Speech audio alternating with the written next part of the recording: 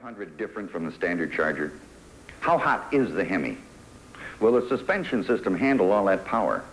Well, these were just a few of the questions that our road test crew asked the day they wheeled a new cherry red Charger 500 onto our test track.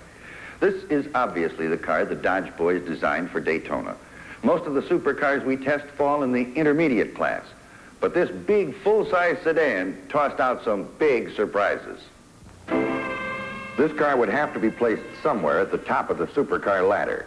During the time that we had the Charger 500, I couldn't help but ask myself, where do you draw the line? Where does the docility of a street machine end and the fury of a full-blown race car begin? That line seems to be getting narrower each year, and this Hemi Charger is right on the border.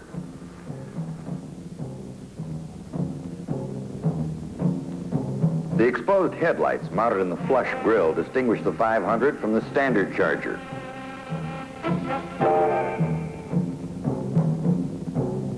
Hood lines remain the same with the sculptured insert panels housing the directional indicators. To make this body a little slipperier for the super speedways, the stylists did away with the rear window tunneling effect in favor of the more aerodynamically correct fastback trend.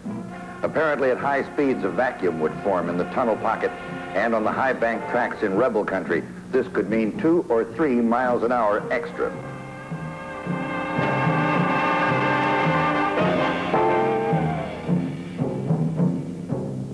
This Charger, like the standard model, rides on a 117-inch wheelbase with a 59.5-inch front tracking width and 58.5 in the rear. With this 4-letter exciter hung on each side, you won't find too many takers at the traffic lights. This is one of the quickest ways I know of to do your thing. 426 cubic inches topped by hemispherical combustion chambers delivering 425 horsepower. That's about 1 horse per cube. And if that doesn't excite you, you better check your pulse.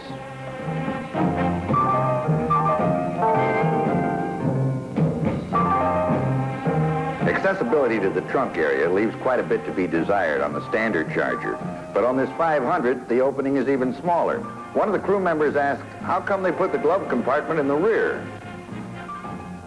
The bucket seats, as in the past, are great. They give excellent support, and they're very comfortable even on long trips. Legroom up front is plentiful. This, however, was not the case in the rear. The seating was all right, but you have to find some other place for your legs. But if you are uncomfortable in the rear, all you have to do is look at this beautiful dashboard and you forget all about it. No lights, all gauges. It makes the driver feel kind of necessary. And we still feel that this torque flight transmission is the best in the business.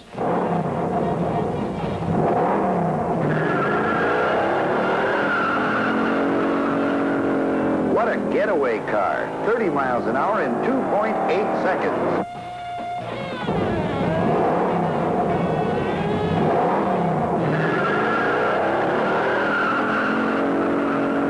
I think it was going 45 miles an hour when we left the line, but the clock said 4 seconds flat.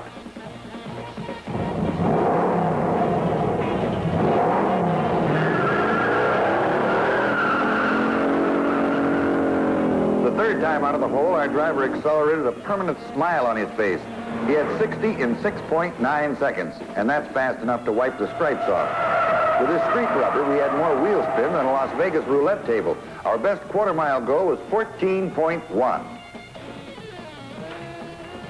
For binders, we had discs up front with drums in the rear. From 30 miles an hour, it took 40 feet to stop. Pedal fade was about average. There was quite a bit of heat buildup, but those 11-inch discs up front dissipated it rapidly. From 45, we shut down in 71 feet. We tried about 7 or 8 65-mile-an-hour panic stops. Our average stopping distance was 178 feet. After a workout like this, the heat was intense, and we had to stop and let them cool down. When we decided to take this blow-your-mind special through the turns, we had to keep reminding ourselves that this was a full-size sedan. In hard cornering, I gained an all-new respect for this Mopar suspension setup. In the front, they employed wishbones with a big, fat torsion bar. In the rear, leaf springs with a live axle. Chrysler engineers have achieved the delicate balance of excellent handling and a good, comfortable ride. We find that many of the supercars today have a strong, beefy suspension system, and they ride just that way. You get a little bit tired of having your back teeth rattle loose every time you drive over to the corner drugstore. Body roll was not excessive, and recovery out of a drift was excellent. We filmed this 70-mile-an-hour turn in slow motion. You'll notice that coming into the turn at high speed, the front end starts to wash.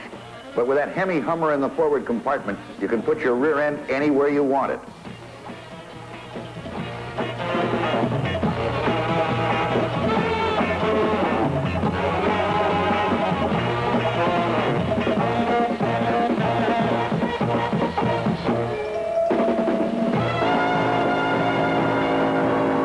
Believe me, firing this car through a corner in a four-wheel drift with power on is a type of thrill that's not defined in your Funkin' Wagnall. Whenever we'd drive it to our downtown offices, the parking lot attendants would move it every 5 minutes just for the fun of starting it.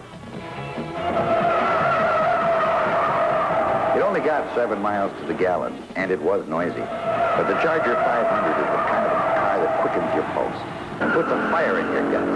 And really, that's what supercars are all about.